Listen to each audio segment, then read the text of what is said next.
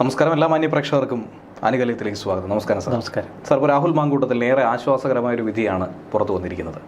വിധി പുറത്തു വന്നു എന്നുള്ളത് മാത്രമല്ല, ഹൈക്കോടതിയുടെ കുറച്ച് നിരീക്ഷണങ്ങളുണ്ട്. അതാണ് ഏറ്റവും ശ്രദ്ധേയമായിട്ടുള്ളത്. ഇപ്പോൾ വാദി പ്രതിയാകുന്ന ഒരു സാഹചര്യത്തിലേക്ക് കാര്യങ്ങൾ പോകുമെന്നാണ് ആ നിരീക്ഷണങ്ങളിലൂടെ നമുക്ക് മനസ്സിലാക്കേണ്ടത്. ഹൈക്കോടതി ഇന്ന് നടത്തിയ ഒരു ശക്തമായ നിരീക്ഷണങ്ങൾ വിധിപ്പകർപ്പിലുള്ള രാഹുലിന് ജാമ്യം അനുവദിച്ചുകൊണ്ട് ഹൈക്കോടതി പുറപ്പെടുവിച്ചിരിക്കുന്ന ആ ഉത്തരവ് വായിച്ചു നോക്കുമ്പോൾ ശരിക്കും നമ്മൾ അമ്പരന്ന് പോകുന്ന ചില വസ്തുതകളുണ്ട്. രാഹുലിനെതിരെ ഉയർന്നു വന്ന 3 പരാതികൾ, ആ 3 പരാതികൾ കേരളത്തിൽ മറ്റാർക്കെതിരെയും ഇതുപോലെ പരാതികൾ ഉയർന്നിട്ടില്ല എന്ന തലത്തിലാണ് ഭരണകൂടം അതിനെ കൈകാര്യം ചെയ്തത്.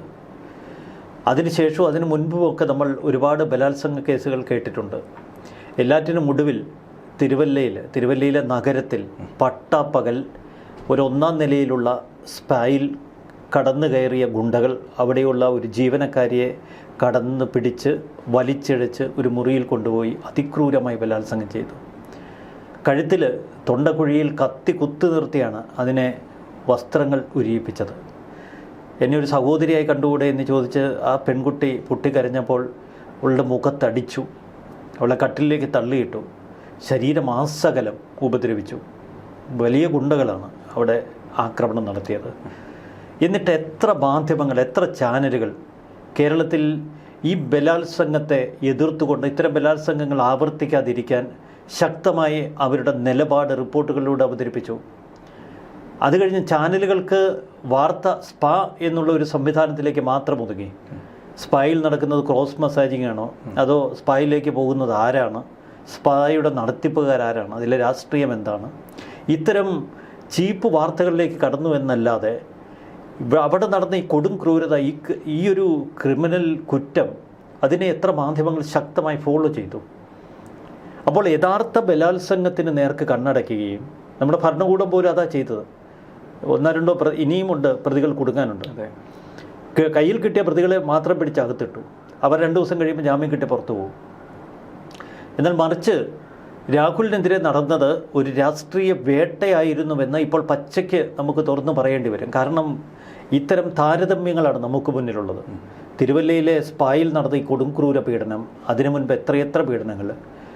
ഇടതുപക്ഷ സഞ്ചാരിയായ ഒരു മുൻ MLA വി ടി കുഞ്ഞു മുഹമ്മദ്, പ്രായാധിക്യമുണ്ട് എങ്കിൽ പോലും തൻ്റെ ഒരു ലൈംഗിക വാഞ്ച അയാൾ പ്രകടിപ്പിച്ചത് നമ്മൾ CCTVയിലൂടെ ഇക്കഴിഞ്ഞ ദിവസം, അധികകാലമായില്ല, CCTVയിൽ അത് വ്യക്തമാണ്. ആ മുറിയിലേക്ക് ആ സിനിമാ പ്രവർത്തക വരുന്നതും അവിടെ നിന്ന് ഭയപ്പെട്ട് വിഹുലതയോടെ തിരിഞ്ഞോടുന്നതും CCTV ദൃശ്യങ്ങളിൽ വ്യക്തമാണ്. അതുകൊണ്ട് പോലീസിന് കുഞ്ഞു മുഹമ്മദിനെ രക്ഷപ്പെടുത്താൻ കഴിഞ്ഞില്ല. കുറ്റപത്രം നൽകി. എന്നിട്ട് കുഞ്ഞു മുഹമ്മദിനെ അറസ്റ്റ് ചെയ്യാൻ ചെറുവിരലനയ്ക്കോ ഈ സംസ്ഥാന ഭരണകൂടമോ ആഭ്യന്തര വകുപ്പോ പോലീസോ? കാരണം അത് പാർട്ടിക്ക് പ്രിയപ്പെട്ടയാളാണ്. മറിച്ച് രാഹുൽ മാങ്കൂട്ടത്തിനെതിരെ ഇപ്പോൾ ഹൈക്കോടതി നടത്തിയ പരാമർശത്തിലേക്ക് നമുക്ക് വരുന്നതിന് മുൻപ് പരാതിയുടെ ഒരു വരവിനെ കുറിച്ചൊന്ന് ചിന്തിക്കാം. ഒരു പരാതി ആദ്യം കിട്ടുന്നത് മുഖ്യമന്ത്രിയുടെ കയ്യിൽ, അതും രാഷ്ട്രീയ കേരളത്തെ ഞെട്ടിപ്പിക്കുന്ന തരത്തിൽ തദ്ദേശ ഭരണ തെരഞ്ഞെടുപ്പിന് തൊട്ട് മുൻപ്. അതുവരെ ഈ പരാതിക്കാരി എവിടെയായിരുന്നു? അപ്പോൾ തദ്ദേശ ഭരണ തെരഞ്ഞെടുപ്പിൽ ഒരു രാഷ്ട്രീയ ബോംബിടാൻ ഇടതുപക്ഷം കൂടി കണക്കുകൂട്ടി കളിച്ചതാണ് എന്ന് വ്യക്തമാവുകയാണ് ഇന്നത്തെ കോടതി വിധിയിലൂടെ. പരാതിക്കാരി ഒരു വൈകുന്നേരം 5 മണി ഏകദേശം ആ സമയത്ത് ഉച്ച കഴിഞ്ഞ് കേരളത്തിൻ്റെ മുഖ്യമന്ത്രിയുടെ ഓഫീസിലേക്ക് മാധ്യമപ്രവർത്തകരെയും കൂട്ടി കടന്നു ചെല്ലുകയാണ്. മുഖ്യമന്ത്രിക്ക് പരാതി കൊടുത്ത് നിമിഷങ്ങൾക്കുള്ളിൽ ഈ പരാതിയിലെ മുഴുവൻ വിവരങ്ങളും കേരളത്തിലെ മാധ്യമങ്ങൾക്ക് ചോർന്ന് കിട്ടുന്നു. മണിക്കൂറുകൾക്കകം, 2 മണിക്കൂറിനകം പ്രത്യേക അന്വേഷണ സംഘത്തെ നിയോഗിക്കുന്നു. അവർ പാലക്കാട്ടേക്ക് തിരിക്കുന്നു എന്ന മാധ്യമ വാർത്തകൾ. പാലക്കാട് അപ്പോൾ തൻ്റെ മണ്ഡലത്തിൽ അവിടെ പ്രവർത്തനങ്ങളിൽ ഏർപ്പെട്ടുകൊണ്ടിരുന്ന രാഹുൽ മാങ്കൂട്ടം മറ്റൊരു സുഹൃത്തിൻ്റെ ഒരു ചുമല പോളോ കാർ സംഘടിപ്പിച്ച് അവിടെ നിന്ന് തമിഴ്നാട്ടിലേക്ക് കടക്കുന്നു. പിന്നീട് വീരപ്പനെ പിടിക്കാൻ എന്നതുപോലെ കേരളത്തിൻ്റെ ഈ പ്രത്യേക പോലീസ് സംഘം അവരെ സഹായിക്കാൻ സായുധ സേനയെ വിന്യസിച്ചിരിക്കുന്നത് പോലെ വലിയ തോതിൽ പോലീസ് സംവിധാനങ്ങൾ നേരെ തമിഴ്നാട്ടിലേക്ക് കുതിക്കുന്നു. അപ്പോൾ ഒളിയിടങ്ങളിൽ നിന്ന് ഒളിയിടങ്ങളിലേക്ക് രാഹുൽ മാറുന്ന വാർത്തകൾ, ഓരോ ഒളിയിടത്തിലും രാഹുൽ ഉപയോഗിച്ച അടിവസ്ത്രങ്ങൾ തുടങ്ങിയവയുടെ ചരിത്ര വിശദീകരണം. പിന്നീട് കർണാടകയിലേക്ക് പോകുന്നു. അവർക്ക് പിന്നാലെ കേരള പോലീസിൻ്റെ സഞ്ചാരം. കർണാടക കോൺഗ്രസ് സർക്കാരിന് കീഴിലാണ്. അതുകൊണ്ട് തന്നെ കർണാടകയിൽ നിന്ന് പ്രതിയെ പിടിക്കാൻ എളുപ്പമല്ല എന്ന് വാർത്തകൾ ഇതേ ഭരണ സംവിധാനം ചോർത്തിക്കൊടുക്കുന്നു. ബംഗളൂരുവിലെ ഹോട്ടലിൽ രാഹുലിനെ വളയുന്നു. ഹോട്ടലിൽ നിന്ന് രക്ഷപ്പെട്ട രാഹുൽ ഇടവഴിയിലൂടെ ഊടുവഴിയിലൂടെ ഗ്രാമാന്തരങ്ങളിലേക്ക് അടങ്ങുന്നു. അവിടെ ഗ്രാമവാസികൾ രാഹുലിനെ പൊതിഞ്ഞ് സംരക്ഷണം നൽകുന്നു. എത്ര കഥകൾ.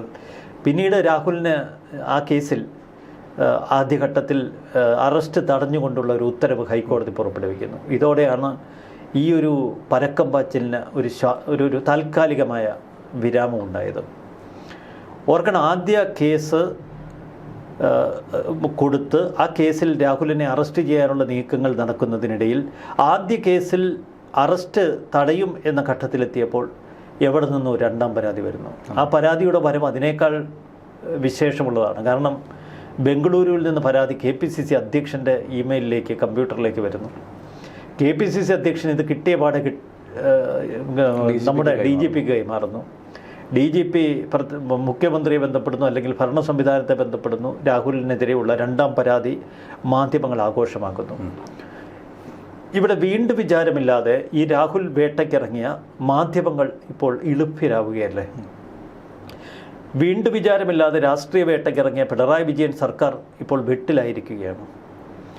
രാഹുലിനെ 18 ദിവസം ജയിലിലടച്ചു എന്ന ഒരു ചാരിതാർത്ഥ്യം ഒരുപക്ഷെ പിണറായി വിജയനും സർക്കാരിനുമൊക്കെ ഉണ്ടാവാം. അതുകൊണ്ട് എന്ത് നേട്ടമാണ് കൈവരിക്കാൻ കഴിഞ്ഞത്? ആ 18 ദിവസത്തെ ജയിൽവാസത്തിന് ശേഷം രാഹുലിന് ജാമ്യം അനുവദിച്ചുകൊണ്ടുള്ള പത്തനംതിട്ട ജില്ലാ സെഷൻസ് കോടതി വിധിയിൽ എണ്ണി അവർ വസ്തുതകൾ നിരത്തിവെക്കുന്നു. അതിൽ ഉഭയസമ്മതപ്രകാരമാണ് അത്തരമൊരു ബന്ധം നടന്നത് എന്ന് കൃത്യതയോടെ കോടതി വിവരിക്കുന്നു.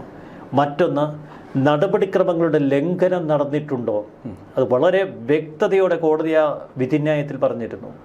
എന്നിട്ടും സർക്കാരിന് കുലുക്കമില്ല. ആ വിധിന്യായത്തിൽ രാഹുലിന് അനുകൂല തരംഗം സൃഷ്ടിക്കപ്പെടുന്നു എന്ന് മനസ്സിലാക്കിയ CPM സൈബർ സഖാക്കൾ തൊട്ടടുത്ത ദിവസങ്ങളിൽ നമ്മുടെ സൈബർ ഇടങ്ങളിൽ എന്താണ് ചെയ്തു കൂട്ടിയത്? രാഹുലിനെതിരെ ഇനി അണിയറയിലുള്ളത് 10 പരാതികൾ, അതിൽ 2 പോക്സോ. ഇനിയുള്ള ഓരോ ദിവസവും ഓരോ പരാതി മുന്നോട്ട് വരും. എന്നിട്ട് എത്ര ദിവസം കഴിഞ്ഞു? എവിടെ മറ്റു പരാതികൾ? എന്തുകൊണ്ട് ഈ പരാതി നൽകാൻ അണിയറയിൽ ആസൂത്രണം ചെയ്തവർ ഭയപ്പെട്ടു പോയി? അപ്പോൾ പരാതിക്കാർ രംഗത്തിറങ്ങാതെ വന്നപ്പോൾ അവിടെ മറ്റൊരു ഗൂഢാലോചന നമ്മൾ കണ്ടു. ഒരു മാധ്യമപ്രവർത്തക, ആ മാധ്യമപ്രവർത്തക വളരെ വിശദമായി ഒരു ഫേസ്ബുക്ക് കുറിപ്പിടുന്നു. ആ കുറിപ്പ് വീണ്ടും രാഹുലിനെ അങ്ങേയറ്റം പരിഹസിക്കുന്നതായിരുന്നു. ഇതിനിടയിൽ രാഹുൽ 24 ന്യൂസിന് ആദ്യമായി ഒരു പ്രതികരണം നൽകുന്നു. ആ പ്രതികരണത്തിൽ രാഹുൽ ഉന്നം വയ്ക്കുന്നത് രാഹുലിനെതിരെ പരാതി കൊടുത്തവരെയല്ല, രാഹുലിനെതിരെ പിന്നണിയിലിരുന്ന് ഗൂഢാലോചന നടത്തുന്ന 3 സ്ത്രീകൾക്കെതിരെയുള്ള വ്യക്തമായ നിലപാടാണ് രാഹുൽ അവിടെ പ്രകടിപ്പിച്ചത്. അപ്പോൾ ഇനി എൻ്റെ പോരാട്ടം നിങ്ങൾക്കെതിരെ ആയിരിക്കുമെന്ന് രാഹുൽ പറയുമ്പോൾ അത് ആ 3 പേരിലേക്ക് ഒതുക്കി നിർത്താനല്ല രാഹുൽ ഉദ്ദേശിച്ചത്. തനിക്കെതിരെ ആരോപണങ്ങളുടെ കുന്തമുന തിരിച്ചവരുടെ ഒരു പൊതു സ്വഭാവം രാഹുൽ സമൂഹത്തിന് മുന്നിൽ നിരത്തുകയായിരുന്നു. ഈ 3 യുവതികളുടെ മാത്രം കഥയല്ല, മറ്റ് നിരവധി ആരോപണങ്ങളുടെ ഒരു പൊതു സ്വഭാവം നമ്മൾ പരിശോധിക്കുമ്പോൾ ഇതിലൊരു സെക്ഷൽ ജലസി കടന്നിട്ടുണ്ടോ എന്ന് സംശയിക്കേണ്ടിയിരിക്കുന്നു. ഈ സെക്ഷൽ ജലസി എന്ന് പറയുന്നത് വലിയ പകയുടെ ഒരു പശ്ചാത്തലമുള്ള, വളരെ കാലം നീണ്ടു നിൽക്കുന്നൊരു പക കൂടിയാണ്. സെക്ഷൽ ജലസിയിൽ നിന്നുണ്ടാകുന്ന പക. അത്തരം സെക്ഷൽ ജലസിയിൽ നിന്നുള്ള പക രാഹുൽ വേട്ടയുടെ പിന്നാമ്പുറങ്ങളിലുണ്ടോ എന്ന് നമ്മൾ സംശയിച്ചു പോകും. പല പ്രതികരണങ്ങളും പരിഹാസങ്ങളും ഒക്കെ കാണുമ്പോൾ ഈ യുവതികളുമായി ബന്ധപ്പെട്ട് ഏതെങ്കിലും തലത്തിൽ ഒരു സെക്ഷൽ ജലസിയുടെ എലമെൻസ് ഉണ്ടോ? അല്ലെങ്കിൽ ഈ അണിയറയിൽ ഒളിച്ചും പാത്തുമൊക്കെ രാഹുലിനെതിരെ പരിഹസിക്കുന്നവരുടെ കാര്യത്തിൽ ഈ പരാതിക്കാരെയെല്ലാം കോർത്തിണക്കുന്ന നിരവധി സംവിധാനങ്ങളുണ്ട്. 1-ാം പരാതിക്കാരിയെ, 2-ാം പരാതിക്കാരിയെ, 3-ാം പരാതിക്കാരിയെ ബന്ധപ്പെടുന്ന പുറത്തുള്ള സ്ത്രീകൾ, അവർ ഈ പരാതിക്കാരിയുമായി ബന്ധപ്പെടുന്നു, അവരിൽ നിന്ന് വസ്തുതകൾ മനസ്സിലാക്കുന്നു. എന്നിട്ട് സമൂഹ മാധ്യമങ്ങളിൽ വാട്സാപ്പ് ചാറ്റുകളുടെ ചില തുണ്ടുകൾ അവതരിപ്പിക്കുന്നു. വാട്സാപ്പ് ചാറ്റുകളുടെ മാത്രമല്ല, ചില ഫോട്ടോഗ്രാഫ്സ്, ചില പർച്ചേസിൻ്റെ ഇത്തരം തുണ്ടുകൾ വിട്ടുകൊണ്ടാണ് ആക്രമണം. ഇവിടെയാണ് നമ്മൾ ഹൈക്കോടതിയിലേക്ക് വരേണ്ടത്.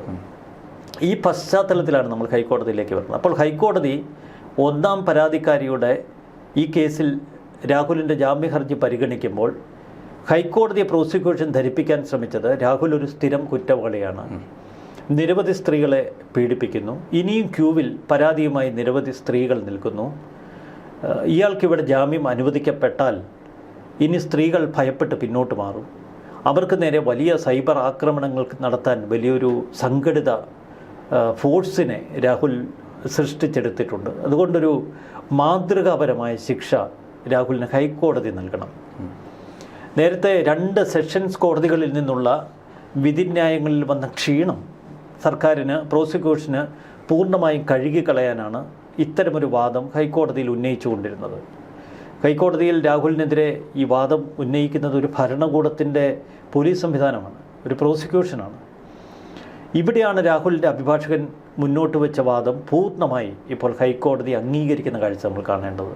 എന്തൊക്കെയാണ്? ഒന്ന്, തുടക്കം മുതൽ രാഹുൽ പറഞ്ഞിരുന്നത് ഇതിൽ ബലാത്സംഗമില്ല. ഹൈക്കോടതി അക്ഷരം പ്രതി അത് ശരിവെച്ചു.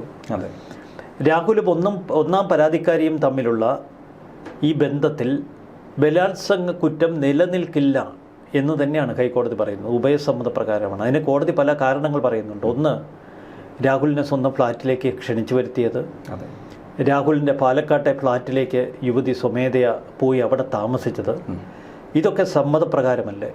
അതിന് ഒരു ചോദ്യം കൂടി കോടതി ചോദിക്കുന്നുണ്ട്. പക്വതയും വിവേകവുമുള്ള ഈ യുവതി എന്തുകൊണ്ട് ഇത്തരമൊരു തീരുമാനമെടുത്തു? രാഹുലിനെ സ്വന്തം ഫ്ലാറ്റിലേക്ക് വിളിപ്പിച്ച് വരുത്തുമ്പോൾ അത് മറ്റു ബന്ധത്തിലേക്ക് കടക്കില്ല എന്ന് മറ്റു ബന്ധങ്ങളിലേക്ക് കടക്കുമെന്ന് മനസ്സിലാക്കാനുള്ള പക്വതയും വിവേകവുമുള്ള യുവതിയല്ലേ എന്നാണ് കോടതിയുടെ ചോദ്യം. ഒരുപാട് തലങ്ങളുള്ള ഒരു ചോദ്യമാണ്. കാരണം ഒരാഴ്ച മുൻപ് സുപ്രീം കോടതി നടത്തിയ ഒരു ശ്രദ്ധേയമായ വിധിയുണ്ട്. ആ വിധിയുടെ ഇമ്പാക്റ്റ് ഇന്ത്യയിലെ എല്ലാ കോടതി മുറികളിലേക്കും ചെല്ലുന്നു. ഇപ്പോൾ സുപ്രീം കോടതി പറഞ്ഞത്, വിവാഹിതയായ ഒരു സ്ത്രീ അവരുടെ സ്വന്തം ഇഷ്ടപ്രകാരം മറ്റൊരു യുവാവുമായി പ്രണയബന്ധത്തിലാവുകയും പിന്നീട് ശാരീരിക ബന്ധത്തിലേക്ക് അടക്കുകയും ചെയ്ത് ഒടുവിൽ ബന്ധത്തിൽ വിള്ളൽ വരുമ്പോൾ അതിനെ പീഡനാരോപണം മുൻനിർത്തി പരാതി കൊടുക്കുക, അങ്ങനെ അതിൽ ബലാത്സംഗ കുറ്റം ചുമത്തി കേസെടുക്കുക, ഇതൊരിക്കലും നീതീകരിക്കാൻ കഴിയില്ല. അതിനെ ഒരിക്കലും ബലാത്സംഗ കുറ്റമായി കണക്കാക്കാൻ പറ്റത്തില്ല. ഇത്തരം യുവതികളുടെ പരാതി പോലും നിലനിൽക്കില്ല എന്നാണ് കോടതി പറഞ്ഞിരിക്കുന്നത്, സുപ്രീം കോടതി പറഞ്ഞിരിക്കുന്നത്. ആ സുപ്രീം കോടതി വിധിയുടെ പശ്ചാത്തലത്തിൽ കേരളത്തിലെ ഹൈക്കോടതി ഇന്ന് നടത്തിയ ഈ ശ്രദ്ധേയമായ വിധി, അതിൻ്റെ ആദ്യ ഭാഗം ഇതുതന്നെയാണ്. പരസ്പര സമ്മതത്തോടെ ഒരു ലൈംഗിക ബന്ധം തുടർന്ന രാഹുൽ മാങ്കൂട്ടവും ഒന്നാം പരാതിക്കാരിയും തമ്മിലുള്ളത് ഉഭയസമ്മതപ്രകാരമുള്ള ബന്ധമാണ്. അതിൽ ബലാത്സംഗം നിലനിൽക്കില്ല. ബലാത്സംഗത്തിന് പിന്നാലെ ബലാത്സംഗ കുറ്റം നിലനിൽക്കില്ല എന്ന് കൃത്യമായി പ്രോസിക്യൂഷൻ അറിയാമായിരുന്നു. അതുകൊണ്ടാണ് പ്രോസിക്യൂഷൻ അവരുടെ വാദത്തിൽ ഗർഭഛിദ്രത്തിന് കൂടുതൽ പ്രാധാന്യം കൊടുത്തത്. നിർബന്ധിത ഗർഭഛിദ്രം നടന്നു. ഈ നിർബന്ധിത ഗർഭഛിദ്രം നടന്നു എന്നുള്ളത് തെളിയിക്കാൻ യുവതിയുടെ മൊഴിയുണ്ട്, യുവതിയും രാഹുൽ മാങ്കൂട്ടവും തമ്മിലുള്ള ചാറ്റുകളുണ്ട്, ഇവർ തമ്മിലുള്ള ശബ്ദരേഖയുണ്ട്. ഇതൊക്കെ പ്രോസിക്യൂഷൻ കോടതിയിൽ ഹാജരാക്കി. എന്നാൽ അവിടെ ഒരു സൂപ്പർ ട്വിസ്റ്റ് സംഭവിച്ചു. രാഹുൽ നേരത്തെ കേരളത്തോട് ചില സൂചനകൾ നൽകിയിരുന്നു, പക്ഷെ കോടതിയിലാണ് അതിന് വ്യക്തത കൊടുത്തത്. തൻ്റെ കയ്യിൽ കൂടുതൽ തെളിവുകളുണ്ട്. രാഹുൽ തൻ്റെ ഫോണിലുള്ള ഈ വാട്സാപ്പ് ചാറ്റ് കണ്ടശ പുറത്തു വന്ന എഡിറ്റഡ് വേർഷൻ്റെ മുഴുവൻ ഭാഗവും കോടതിയിൽ സമർപ്പിച്ചു. അപ്പോൾ കോടതിക്ക് ഒരു കാര്യം വളരെ വ്യക്തതയോടെ ബോധ്യമായി. ഈ ഗർഭഛിദ്രം നടന്നത് നിർബന്ധിതമല്ല. യുവതി സ്വമേധയ നടത്തിയ ഒരു ഗർഭഛിദ്രമാണ്. യുവതി തന്നെയാണ് മരുന്ന് ആവശ്യപ്പെടുന്നത്, യുവതി തന്നെയാണ് താൻ എവിടെയുണ്ട് എന്ന് പറയുന്നത്. യുവതി സ്വമേധയ മരുന്ന് കഴിച്ചു. ഫെനിയുടെ ചാറ്റിലും അത് വ്യക്തമാണ്. ഫെനിയുടെ ചാറ്റിലും അത് വ്യക്തമാണ്. മറുവശത്ത് രാഹുലും യുവതിയും തമ്മിലുള്ള സംഭാഷണങ്ങളിൽ രാഹുലിന് ഈ ഗർഭം തുടരാൻ താല്പര്യമില്ല. അത് കോടതിയും പറയുന്നുണ്ട്. ഗർഭഛിദ്രത്തിന് രാഹുലിനും സമ്മതമാണ്. രാഹുലും ഗർഭഛിദ്രം ചെയ്യണമെന്ന് പറയും. അപ്പോൾ രണ്ടു കൂട്ടരും സമ്മതിച്ച് പരസ്പര ബോധ്യത്തോടെ ധാരണയോടെ ഒരു ഗർഭഛിദ്രം നടത്തിയിട്ട് നിർബന്ധിത ഗർഭഛിദ്രം എന്ന് രാഹുലിന് മേൽ മാത്രം ആരോപണം കൊണ്ട് രാഹുലിനെ ഒരു കുറ്റക്കാരനായി വിധിക്കാൻ കഴിയുമോ? ഇവിടെ ഈ കോടതിയുടെ നിരീക്ഷണം നമ്മൾ അതിപ്രാധാന്യത്തോടെ കാണണം. വലിയ ഇമ്പാക്റ്റ് ഉണ്ടാക്കുന്ന ഒരു നിരീക്ഷണമാണ് കേരള ഹൈക്കോടതി ഇപ്പോൾ നടത്തിയിരിക്കുന്നത്. കോടതി പറയുന്നുണ്ട്, തീർച്ചയായിട്ടും ഇനി മുന്നോട്ട് ഈ കേസ് അന്വേഷണം നടക്കുമ്പോൾ വിചാരണ വേളയിൽ കൂടുതൽ തെളിവുകളുണ്ടെങ്കിൽ പരാതിക്കാരിക്ക് ഹാജരാക്കാം. കൂടുതൽ വ്യക്തതയോടെ വാദം നടക്കട്ടെ, വിചാരണ നടക്കട്ടെ, അന്വേഷണം നടക്കട്ടെ. അന്വേഷണത്തെ ഒരു തരത്തിലും ഈ കോടതിയുടെ പരാമർശങ്ങളോ നിരീക്ഷണങ്ങളോ ബാധിക്കരുത് എന്ന് കോടതിക്ക് നിർബന്ധമുണ്ട്. അതുകൊണ്ടാണ് രാഹുലിനോട് 3 ദിവസം ചോദ്യം ചെയ്യലിന് ഹാജരാവാൻ ആവശ്യപ്പെട്ടത്. ആ ചോദ്യം ചെയ്യൽ വേള പൂർണ്ണമായും കസ്റ്റഡിയിൽ എന്നതുപോലെ ഇന്ന് കണക്കാക്കണമെന്ന് പോലീസിനോടും രാഹുലിനോടും പറഞ്ഞിരിക്കുന്നത്. പാസ്പോർട്ട് സറണ്ടർ ചെയ്യണം, കേരളത്തിന് പുറത്തേക്ക് യാത്ര ചെയ്യാൻ പാടില്ല, പോലീസിന് ഈ ഘട്ടത്തിൽ രാഹുലിനെ അറസ്റ്റ് ചെയ്യണമെങ്കിൽ ചെയ്യാം, പക്ഷേ 1 ലക്ഷം രൂപയുടെ ജാമ്യത്തിൽ വിട്ടയക്കണം, ലൈംഗിക ശേഷി അടക്കം പരിശോധിക്കുക. ഇതൊക്കെ കേസിൻ്റെ സാങ്കേതികത്വമാണ്. ഈ ഉപാധികൾ ഏതൊരു വ്യക്തിക്ക് മുന്നിൽ കോടതി വയ്ക്കുന്ന ഉപാധികൾ മാത്രം, അതിനപ്പുറം ശക്തമായ ഉപാധികളൊന്നും ഇതിനെ വിശേഷിപ്പിക്കാൻ കഴിയില്ല. അപ്പോൾ 2 വലിയ ആരോപണങ്ങളിൽ കോടതി രാഹുലിനെ നിരപരാധി എന്ന തലത്തിലേക്ക് എത്തിക്കുന്ന ഒരു കാഴ്ചയാണ് ഇന്നത്തെ ഈ ഹൈക്കോടതി വിധിയിലുള്ളത്. ഇതാണ് ഈ വിധിയുടെ ഏറ്റവും വലിയ പ്രാധാന്യം. കാരണം 2ാം പരാതിക്കാരിയുടെ പരാതിയിൽ അന്ന് തിരുവനന്തപുരം ജില്ലാ സെഷൻസ് കോടതി പറഞ്ഞത് ഉഭയസമ്മതപ്രകാരമുള്ള ഒരു ലൈംഗിക ബന്ധമാണ് നടന്നത്, അതിൽ ബലാത്സംഗം നിലനിൽക്കില്ല. 3ാം പരാതിക്കാരിയുടെ ആ പരാതിയിൽ പത്തനംതിട്ട ജില്ലാ സെഷൻസ് കോടതി ഇതേ ഉത്തരവ് തന്നെയാണ് പുറപ്പെടുവിക്കുന്നത്, ഉഭയസമ്മതപ്രകാരമാണ്, ബലാത്സംഗമല്ല. പിന്നീട് അവിടെ ഗർഭഛിദ്രം നിലനിൽക്കുന്നില്ല, കാരണം ഗർഭഛിദ്രം എന്നത് സ്വമേധയാ ഗർഭം അലസിപ്പോവുകയാണ്, അപ്പോൾ ഗർഭഛിദ്രമേ നിലനിൽക്കുന്നില്ല. 3ാം പരാതിക്കാരിയുടെ കാര്യത്തിലും രാഹുലിന് വ്യക്തമായ ഒരു അനുകൂല സമീപനം കോടതിയിൽ നിന്ന് കിട്ടിയിരുന്നു. അപ്പോൾ ഈ 3 പരാതികളിലും രാഹുൽ ഉയർത്തിയ വാദം ശരിവെക്കുന്ന കാഴ്ച. അപ്പോൾ രാഹുലിൻ്റെ നിലപാട്, നിയമപരമായ നിലപാട് ശരിയാണ്, ധാർമ്മികതയും സദാചാരവും ഒക്കെ നിൽക്കട്ടെ, ഈ സദാചാരം പ്രസംഗിക്കുന്നവരാണ് ഏറ്റവും വലിയ അപകടകാരികൾ. ചുരുക്കത്തിൽ രാഹുലിനെ സംബന്ധിച്ച് ഈ നിയമ പോരാട്ടത്തിലെ ഏറ്റവും സുപ്രധാന വിജയമാണ് ഇന്ന് കൈവരിക്കാൻ കഴിഞ്ഞത്. ഇതിൻ്റെ സൂചന രാഹുലിന് നേരത്തെ തന്നെ ലഭിച്ചിരുന്നു. അതുകൊണ്ടാണ് രാഹുൽ ചില പോരാട്ടങ്ങൾക്ക് തുടക്കമിട്ടത്. ഒന്ന്, തനിക്കെതിരെ ഗൂഢാലോചന നടത്തി എന്ന് രാഹുൽ സംശയിക്കുന്ന 3 യുവതികൾക്കെതിരെ വ്യക്തതയോടെ ആഞ്ഞടിച്ചു ഒരു വശത്ത്. മറുവശത്ത് വീണ്ടും തനിക്കെതിരെ തിരിഞ്ഞ എം എ ഷഹനാസിനെതിരെ രാഹുൽ പോലീസിൽ പരാതി നൽകി. ഷഹനാസിനെതിരെ മാനനഷ്ടത്തിന് കേസ് കൊടുത്തു. അപ്പോഴും ഷഹനാസ് പരിഹസിക്കുകയാണ്. ഈ സ്ത്രീകളെ സംബന്ധിച്ച് അവർക്ക് വലിയൊരു പ്രൊട്ടക്ഷൻ ഉണ്ട് കോടതികൾ.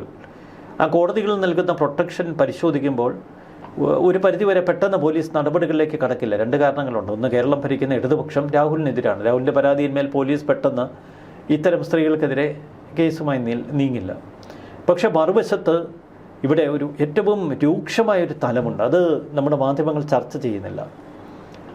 രാഹുൽ പറഞ്ഞിരുന്ന ഈ വാദം ശരിയെന്ന് വരുമ്പോൾ 3ാം പരാതിക്കാരിയുടെ പരാതിയിൽ അർദ്ധരാത്രി കഴിഞ്ഞ് നടപടിക്രമങ്ങൾ ലംഘിച്ചുകൊണ്ട് കേരളത്തിൻ്റെ ഒരു ജനപ്രതിനിധി അന്യായമായി കസ്റ്റഡിയിലെടുത്ത പോലീസ് നടപടി, അതിനെ ചോദ്യം ചെയ്തുകൊണ്ടുള്ള ഒരു വിധിന്യായ പരാമർശം പത്തനംതിട്ട ജില്ലാ സെഷൻസ് കോടതിയിൽ നിന്നുണ്ടായിരുന്നു. എന്നാൽ അതിനി വളരെ ഉച്ചത്തിൽ നമ്മൾ കേൾക്കുന്നൊരു ഘട്ടത്തിലേക്ക് കടക്കുകയാണ്. രാഹുൽ തന്നെ ആ പോലീസ് ഉദ്യോഗസ്ഥർക്കെതിരെ കേസുമായി മുന്നോട്ട് പോകും. വരുന്ന നിയമസഭാ തെരഞ്ഞെടുപ്പിന് 2 മാസമേ ഉള്ളൂ. അപ്പോൾ ഒരു UDF ഭരണമുണ്ടായാൽ തനിക്കെതിരെ അന്യായം നടത്തിയ പോലീസ് ഉദ്യോഗസ്ഥർക്കെതിരെ നടപടി വേണം എന്ന ആവശ്യവുമായി രാഹുൽ അന്നത്തെ ഭരണകൂടത്തിൽ സമ്മർദ്ദം ചെലുത്തിയാൽ കോൺഗ്രസ് രാഹുലിനോട് അനുകൂല മനോഭാവം പ്രകടിപ്പിക്കുമോ? ഒന്ന്, പത്തനംതിട്ടയിൽ നിന്ന് രാഹുൽ ഇനി പാലക്കാട്ടേക്കുള്ള യാത്ര ഈ മണിക്കൂറുകളിൽ തന്നെ നടത്തുമെന്നാണ് അവിടെ നിന്നുള്ള വാർത്തകൾ. പത്തനംതിട്ടയിൽ നിന്ന്, അടൂരിൽ നിന്ന് നേരെ പാലക്കാട്ടെത്തുന്ന രാഹുൽ ഇനി എന്ത് രാഷ്ട്രീയ ലക്ഷ്യമായിരിക്കും മുന്നിൽ വയ്ക്കുക? രാഹുലിൻ്റെ വർത്തമാനങ്ങളിൽ നിന്ന് ഒരു കാര്യം വ്യക്തമാണ്, ഒരു കോൺഗ്രസ്സുകാരനായി ജീവിതം തുടരാനാണ് താൻ ഇഷ്ടപ്പെടുന്നത്. കോൺഗ്രസ് പടിക്ക് പുറത്ത് നിൽക്കാൻ പറഞ്ഞാൽ പോലും അത് തൻ്റെ രാഷ്ട്രീയ പ്രവർത്തനമായി കണക്കാക്കി അത് അംഗീകരിക്കുമെന്നൊക്കെ രാഹുൽ പറയുമ്പോഴും പാലക്കാട് മണ്ഡലത്തിൽ നിറയും എന്ന രാഹുലിൻ്റെ വാക്കുകൾ കൂടി ഇവിടെ നമ്മൾ ചേർത്ത് വയ്ക്കണം. ഇവിടെ എന്ത് നിലപാട് കോൺഗ്രസ് എടുക്കും? അപ്പോൾ ഇന്ന് ഹൈക്കോടതി വിധിയിൽ നിന്ന് രാഹുലിന് ലഭിച്ചിരിക്കുന്ന ഊർജം പല തലത്തിലാണ്. ഒന്ന്, തനിക്കെതിരെ ഗൂഢാലോചന നടത്തി എന്ന് രാഹുൽ വിശ്വസിക്കുന്ന സ്ത്രീകൾ അടക്കമുള്ള സംവിധാനങ്ങൾക്കെതിരെയുള്ള പോരാട്ടം ഇനി ശക്തിപ്പെടുത്തും. 2, തന്നെ നടപടിക്രമങ്ങൾ ലംഘിച്ച് അന്യായമായി അറസ്റ്റ് ചെയ്ത പോലീസ് ഉദ്യോഗസ്ഥരുടെ മേൽ ശക്തമായ നിയമ നടപടികൾ രാഹുൽ തുടക്കമിടും. 3, തൻ്റെ നഷ്ടപ്പെട്ട രാഷ്ട്രീയ ഇമേജ് തിരിച്ചു പിടിക്കാനുള്ള അവസാനവട്ട കളികൾക്ക് രാഹുൽ തുടക്കമിടും. അതെത്രമാത്രം വിജയിക്കുമെന്നത് കോൺഗ്രസിൻ്റെ നിലപാടിനെ ആശ്രയിച്ചിരിക്കും. പക്ഷേ കോൺഗ്രസിൽ അവർ നേരിടുന്നൊരു പ്രശ്നമുണ്ട്. ഇപ്പോൾ രാഹുൽ കുറ്റാരോപിതൻ മാത്രമാണ്. കുറ്റാരോപിതനായ രാഹുലിന് നേർക്ക് വാതിൽ കൊട്ടയടിച്ചാൽ എത്രയെത്ര കോൺഗ്രസ് നേതാക്കളുടെ മേൽ ഇത്തരം ആരോപണങ്ങൾ, സദാചാരത്തിൻ്റെ ആ വലിയ ഡെമോക്രസിൻ്റെ വാളൊക്കെ തൂങ്ങിക്കിടപ്പുണ്ട്. അവർക്കൊക്കെ സീറ്റ് കൊടുക്കുക, അവരെയൊക്കെ മുൻധാരയിൽ നിർത്തുക, അത് വീണ്ടും ചോദ്യം ചെയ്യപ്പെടും. അപ്പോൾ കോൺഗ്രസ് ഇവിടെ സമ്മർദ്ദത്തിലാണ്. ഇപ്പോൾ നിലവിൽ പറയുകയാണെങ്കിൽ രാഹുൽ മാങ്കൂട്ടത്തിലിനെ സംബന്ധിച്ച് അദ്ദേഹത്തിന് നഷ്ടപ്പെട്ടു പോയ ആ ദിവസങ്ങൾ, ഉണ്ടായ മാനസിക വിഷമം, അദ്ദേഹത്തിൻ്റെ കുടുംബത്തിനുണ്ടായ ആ സങ്കടം, അതിനൊക്കെ ഇപ്പോൾ കോടതി എന്തായിരുന്നാലും ക്ലീൻ ചീറ്റ് കൊടുത്തിരിക്കുന്നു, കുറ്റവിമുക്തനാക്കിയിരിക്കുന്നു. ഈ ഒരു സാഹചര്യത്തിൽ, നിലവിലെ ഒരു സാഹചര്യം പരിശോധിക്കുകയാണെങ്കിൽ ഇവർക്കെതിരെ ഒക്കെ തന്നെ നിയമ നടപടിയുമായി രാഹുൽ മുന്നോട്ട് പോകുമെന്ന് പറയുന്നു. അതിൻ്റെ നിയമവശങ്ങൾ ഒരു ഭാഗത്ത് നിൽക്കട്ടെ. രാഹുലിനെ സംബന്ധിച്ച് ഇതുവരെ നഷ്ടമായിട്ടുള്ള ഈ ദിവസങ്ങൾ, ഈ കഴിഞ്ഞുപോയ ദിവസങ്ങൾ, അത് തിരിച്ചു പിടിക്കാൻ ഈ എന്തൊക്കെ മാർഗ്ഗങ്ങളാണ് മുമ്പിലുള്ളത്? പ്രത്യേകിച്ച് ഈ പറയുന്നത് പോലെ പാലക്കാട് ഇനി മത്സരിക്കുമോ എന്ന ചോദ്യത്തിന് മത്സരിക്കുമെന്ന് നേരത്തെ രാഹുൽ പറഞ്ഞു. ഈ ഇപ്പോഴത്തെ ഈ സാഹചര്യത്തിൽ കോൺഗ്രസിന് വേണ്ടി മത്സരിക്കുമോ, സ്വതന്ത്രനായി മത്സരിക്കുമോ, കോൺഗ്രസ് മറ്റാരെങ്കിലും തീരുമാനിക്കുമോ, അങ്ങനെയൊക്കെയുള്ള പലവിധ ചോദ്യങ്ങൾ നിലനിൽക്കുന്നുണ്ടല്ലോ. അപ്പോൾ രാഹുലിൻ്റെ അടുത്ത നീക്കം എന്തായിരിക്കും? അടുത്ത ദിവസം പാലക്കാട് എന്തായിരിക്കും നമുക്ക് കാണാനായി സാധിക്കുന്നത്? അല്ല, ഇതിൽ ഈ ആരോപണങ്ങളൊക്കെ ഉയർത്തി കൊടുങ്കാറ്റാക്കി വിടുന്നതിന് പിന്നിൽ ഒരൊറ്റ ലക്ഷ്യമാണ് സദാചാരം എന്നുള്ള ഒരു ജനങ്ങളുടെ മനസ്സിൽ പറ്റിപ്പിടിച്ചിരിക്കുന്ന ഒരു വിത്തിൽ കണ്ണിയുണ്ട്. ആ സദാചാരം ഓരോരുത്തരുടെയും കണ്ണിനെ ആശ്രയിച്ചിരിക്കും, ഓരോരുത്തരുടെ മനസ്സിനെ, തലച്ചോറിനെ ആശ്രയിച്ചിരിക്കും. അപ്പോൾ ആ സദാചാരത്തിൻ്റെ വാളുപയോഗിച്ച് ചില അളവ് തൂക്കങ്ങളുണ്ടാക്കി രാഹുലിനെ അങ്ങ് തീർത്ത് കളയാമെന്നാണ് ഒരു കൂട്ടർ ധരിച്ചത്. പക്ഷേ കേരളത്തിൻ്റെ ആ സദാചാര അളവുകോൽ ഇപ്പോൾ പഴയതിൽ നിന്ന് ഒരുപാട് മാറി. അതൊരു കാലഘട്ടത്തിൻ്റെ സൃഷ്ടിയാണ്. പണ്ടൊക്കെ നമ്മൾ സദാചാരം പറയുമ്പോൾ അതിനൊപ്പം നിൽക്കുന്ന മനുഷ്യരെ കൂടുതൽ കാണും. പക്ഷേ ഇന്ന് സമൂഹ മാധ്യമങ്ങളിൽ ആളുകൾ ചോദിക്കുന്നു, ഇന്ത്യൻ നിയമം അനുവദിക്കുന്ന സ്വാതന്ത്ര്യം അത് രാഹുലിനും അനുവദിച്ചുകൂടെ? സദാചാരത്തിൻ്റെ പേരിൽ നിങ്ങൾക്ക് കേസെടുക്കാൻ കഴിയില്ലല്ലോ. സദാചാര പോലീസിങ് ചമയുന്ന ആളുകൾക്കെതിരെ കേസെടുക്കണമെന്നതാണ് നമ്മോട് കോടതികൾ പറയുന്നത്. അപ്പോൾ സദാചാര പോലീസിങ് ഇപ്പോൾ ആരൊക്കെയാണ് നടത്തുന്നത്? നമ്മുടെ ചാനലുകൾ, ഇവിടുത്തെ ഭരണകൂടം, ഇവിടുത്തെ ഇടതുപക്ഷ സൈബർ വെട്ടുക്കളികൾ, ഇവരൊക്കെയാണ് സദാചാര ഹാൻഡിലിങ്ങുകൾ. അപ്പോൾ അവരുടെ തിട്ടൂരനുസരിക്കാൻ രാഹുൽ ബാധ്യസ്ഥനൊന്നുമല്ല. രാഹുൽ ചെയ്തത് ശരിയോ തെറ്റോ എന്ന് പാലക്കാട്ടെ ജനങ്ങൾ വിലയിരുത്തട്ടെ, അല്ലെങ്കിൽ പൊതുസമൂഹം രാഹുലിനെ വിലയിരുത്തട്ടെ. സ്വതന്ത്ര അഭിപ്രായങ്ങൾ ആർക്കും പറയാം. അതൊരു വ്യക്തിയെ സംബന്ധിച്ച് ആർക്കും സ്വതന്ത്ര അഭിപ്രായങ്ങൾ പറയാം. പക്ഷെ അത് ഭരണകൂട അഭിപ്രായമാകരുത്, ഭരണകൂടത്തിൻ്റെ നിലപാടാവരുത്.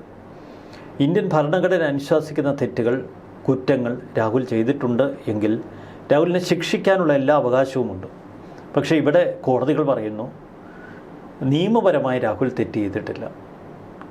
പ്രായപൂർത്തിയായ പുരുഷനും സ്ത്രീയും അവർക്ക് ഉഭയസമ്മതപ്രകാരം ബന്ധങ്ങളിൽ തുടരാം. വിവാഹിതയായ ഒരു സ്ത്രീ, അവർക്ക് അവരുടെ സ്വാതന്ത്ര്യമുണ്ട്.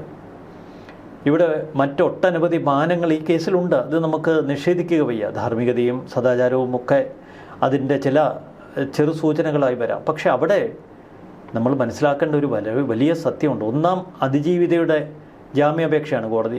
ഒന്നാം അതിജീവിതയുടെ കേസിൽ രാഹുൽ കൊടുത്ത ജാമ്യാപേക്ഷയിലാണ് കോടതി ശ്രദ്ധേയമായ നിരീക്ഷണങ്ങൾ പറയുന്നത്. അവിടെ ഒരു യുവാവിൻ്റെ, മറ്റൊരു യുവാവിൻ്റെ കണ്ണീർ കൂടി നമ്മൾ കണ്ടിരുന്നു. ആ യുവതിയുടെ ഭർത്താവിൻ്റെ കണ്ണീര് കണ്ട് ചില പരാമർശങ്ങൾ നടത്തിയ അഡ്വക്കേറ്റ് ദീപ ജോസഫ് വീട്ടിലായി. ആ യുവാവിൻ്റെ കണ്ണീര് കണ്ട് പച്ചയ്ക്ക് ചില കാര്യങ്ങൾ തുറന്നടിച്ച് രാഹുൽ ഈശ്വറിനെ പിടിച്ച് ദീർഘകാലം റിമാൻഡിലിട്ടു. അപ്പോൾ ഈ വേട്ട അത്ര നിസ്സാരമല്ല. ആ വേട്ടയ്ക്കൊടുവിൽ രാഹുൽ തനിക്ക് മേൽ വന്ന ആരോപണങ്ങൾ തട്ടിത്തെറിപ്പിക്കുക മാത്രമല്ല, കൂടുതൽ കരുത്താർജിച്ച് ഒരു തരംഗം സൃഷ്ടിച്ചുകൊണ്ട് വീണ്ടും പാലക്കാട്ടേക്ക് കടന്നു ചെല്ലുന്ന കാഴ്ച അതാണ് നമ്മൾ ഇപ്പോൾ കാണുന്നത്. ഇപ്പോൾ നമുക്ക് സോഷ്യൽ മീഡിയയിലൊക്കെ കാണാൻ സാധിക്കുന്നുണ്ട് രാഹുലിനെ അനുകൂലിച്ചുള്ള ഒരു വിഭാഗം. അതൊരിക്കലും രാഹുലിൻ്റെ PR ആണെന്ന് പൂർണ്ണമായി നമുക്ക് പറയാനായി സാധിക്കില്ല. അതിപ്പോൾ 24 ന്യൂസിൽ ഹാഷ്മി രാഹുലിൻ്റെ PR നടത്തി എന്നൊക്കെ പറയുമ്പോൾ നമുക്കതൊക്കെ ചിരിച്ചു തള്ളാനേ സാധിക്കും. പക്ഷേ ഒരു ഭാഗത്ത് ഇത്രയും നാൾ രാഹുലിനെ കല്ലെറിഞ്ഞവരൊക്കെ തന്നെ ഇന്ന് രാഹുലിനെ അഭിനന്ദിക്കുന്നു, രാഹുലിൻ്റെ തിരിച്ചുവരവിനായി ആഗ്രഹിക്കുന്നു. പാലക്കാട്ടെ ജനങ്ങളും അങ്ങനെ തന്നെ ആയിരിക്കുമോ? ഈ രാഹുലിനെതിരെയുള്ള ആരോപണം ഉയർത്തിക്കൊണ്ടുവന്ന റിനി ആൻ ജോർജ് എന്ന് പറഞ്ഞൊരു നടി, അവരിന്ന് ഷാഫി പറമ്പിലിനൊപ്പമുള്ളൊരു ഫോട്ടോ ഫേസ്ബുക്കിലിട്ടിട്ടുണ്ട്. ഈ തെറിപ്പൂരമാണ് ഫോട്ടോയ്ക്ക് താഴെ.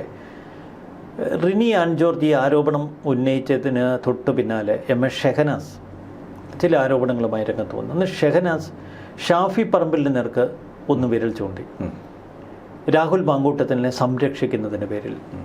അതേ ഷാഫി പറമ്പിലിന് പിറന്നാൾ ആശംസകളുമായി റിനി ആൻ ജോർജ് എന്തിന് ഇത്തരമൊരു പോസ്റ്റ് ഇട്ടു? അപ്പോൾ ഇവിടെ ഒരു ഒറ്റ ചോദ്യം, ഷെഹനാസ് പറഞ്ഞത് തെറ്റാണോ? അത് തെറ്റാണെങ്കിൽ ആർജവത്തോടെ റിനി തുറന്നു പറയണം, ഷെഹനാസ് തിരുത്തണമെന്ന്. അത് പറയുന്നില്ല. ഇപ്പോഴും കോൺഗ്രസ് നേതാക്കളുടെ പിന്നാലെ എന്തിന് റിനി ആൻ ജോർജ് ഇങ്ങനെ ബർത്ത്ഡേ ആശംസകളുമായി നടക്കുന്നു? പണ്ടൊരിക്കൽ സതീശൻ്റെ ഒരു ബർത്ത്ഡേ ആശംസയാണല്ലോ അത് ഒട്ടനവധി വിവാദങ്ങൾ ഉയർത്തിയത്. അപ്പോൾ ഇതിലൊക്കെ നമുക്ക് ചില ദുരൂഹതകൾ കാണാം, ഇതിലൊക്കെ ചില താല്പര്യങ്ങൾ കാണാം. ചിലർക്ക് പൊളിറ്റിക്കൽ മോട്ടിവേറ്റഡ് ആണോ ചിലരൊക്കെ, അവരുടെ പൊളിറ്റിക്കൽ മോട്ടിവേഷന് പിന്നിലാണോ ഇത്തരം പല കഥകളും പിറക്കുന്നത്, പല ഗൂഢാലോചനകളും നടക്കുന്നത്? നമുക്ക് തന്നെ സംശയം. എം എ ഷെഹനാസിൻ്റെ ആരോപണങ്ങൾ ഇപ്പോൾ പലതും എയറിലായി നിൽക്കുന്നു. മറുവശത്ത് ഷെഹനാസിനെതിരെ തന്നെ ആരോപണങ്ങൾ, അവരുടെ ഇൻറ്റഗ്രിറ്റി പോലും ചോദ്യം ചെയ്യുന്നതല്ല. അതിനൊന്നും ഉത്തരം പറയാൻ അവർക്ക് കഴിയുന്നില്ല. അപ്പോൾ സ്വാർത്ഥതയ്ക്ക് വേണ്ടി പലരും അവരവരുടെ ന്യായങ്ങൾ വളച്ചൊടിച്ച് വക്രീകരിച്ച് ഇത്തരം കഥകൾ പ്രചരിപ്പിക്കുന്നു. എന്നാൽ കോടതിയെ നമ്മൾ പരിപൂർണ ഉത്തരവ് പുറത്തു വരുമ്പോൾ കോടതി വിധിയെ നമ്മൾ അംഗീകരിക്കുമ്പോൾ ഒരു കാര്യം വ്യക്തമാണ്: രാഹുൽ നിയമ പോരാട്ടത്തിൽ വിജയിച്ചിരിക്കുന്നു. അതാണ് നമുക്ക് ചുരുക്കി പറയാം. ഉറപ്പായിട്ടും മുന്നോട്ടുള്ള യാത്രയിൽ രാഹുലിന് അത് വലിയൊരു പിന്തുണയാകുമെന്ന കാര്യത്തിൽ സംശയമില്ല. ഇനി വരാനിരിക്കുന്ന ഈ തിരഞ്ഞെടുപ്പിൽ ഇത് ഏത് രീതിയിലായിരിക്കും പ്രതിഫലിക്കുക? രാഹുൽ പാലക്കാട് ഒരു ശക്തനായ സ്ഥാനാർത്ഥിയെ നിലകൊള്ളൂ എന്നതിൽ സംശയമില്ല. കോൺഗ്രസ് അംഗീകരിക്കുമോ ഇല്ലയോ? കോൺഗ്രസ് അംഗീകരിച്ചില്ല എങ്കിൽ അതിൻ്റെ പ്രതിഫലനം മറ്റ് സ്ഥലങ്ങളിലൊക്കെ പ്രകടമാകും. അതൊരുപക്ഷെ സതീശനെതിരെയുള്ള മറുഭാഗത്തിൻ്റെ ഒരു ആയുധം ആയി മാറാനുള്ള സാധ്യതയുണ്ട്. അതുകൊണ്ട് സതീശൻ ഒരു അനുകൂല നിലപാടിലേക്ക് വരും. കാരണം ഇപ്പോൾ വടക്കൻ മലബാറിൽ ഈ കഴിഞ്ഞ ദിവസം ചെന്ന് ഷാഫി ഷോയിലാകെ തളർന്നു പോയി സതീശൻ. ഷാഫിയെ നെഞ്ചേറ്റി നിൽക്കുന്ന വലിയൊരു ജനത ഇപ്പോഴും അവിടെയുണ്ട്. ഷാഫി ഇതുവരെ രാഹുലിനെ തള്ളി പറയുന്നില്ല, രാഹുൽ ഇതുവരെ ഷാഫിയെ തള്ളി പറയുന്നില്ല. ഇരുവരും തമ്മിലുള്ള ബന്ധം അതിശക്തവുമാണ്. രാഹുലിനെ വീണ്ടും ആ സംവിധാനത്തിലേക്ക് തിരിച്ചു കിട്ടിയാൽ അത് തനിക്ക് കരുത്താകുമെന്ന് ഷാഫിക്കും അറിയാം. അതുകൊണ്ട് ഷാഫി സൂക്ഷ്മതയോടെ കരുക്കൾ നീക്കും. സതീശനെ സംബന്ധിച്ച് ഇക്കാര്യത്തിൽ ഇനി സറണ്ടർ ചെയ്തേ പറ്റൂ. കാരണം പാർട്ടിയിലെ ബഹുഭൂരിപക്ഷം മുതിർന്ന നേതാക്കളും രാഹുലിനെ സ്വീകരിക്കണമെന്ന അഭിപ്രായക്കാരാണ്. അവർക്കൊപ്പം നീങ്ങാൻ ഇനി സതീശനും കഴിയും. അപ്പോൾ ഇനിയുള്ള ദിവസങ്ങളിൽ അത് രാഹുലിൻ്റേതാകുമെന്നാണ് രാഹുലും വിശ്വസിക്കുന്നത്. ഇനി നിയമപോരാട്ടം എന്തായിരുന്നാലും കടുപ്പിക്കാൻ തീരുമാനിച്ചു കഴിഞ്ഞു. തന്നെ പൂട്ടിയവരെയൊക്കെ തന്നെ തിരിച്ചു പൂട്ടുമെന്നുള്ള ഉറച്ച ബോധ്യത്തിലാണ് രാഹുൽ മുന്നോട്ട് പോകുന്നത്. ഇനിയുള്ള ദിവസങ്ങളിൽ എന്താകുമെന്നുള്ളത് നമുക്ക് നോക്കാം. നന്ദി, നമസ്കാരം.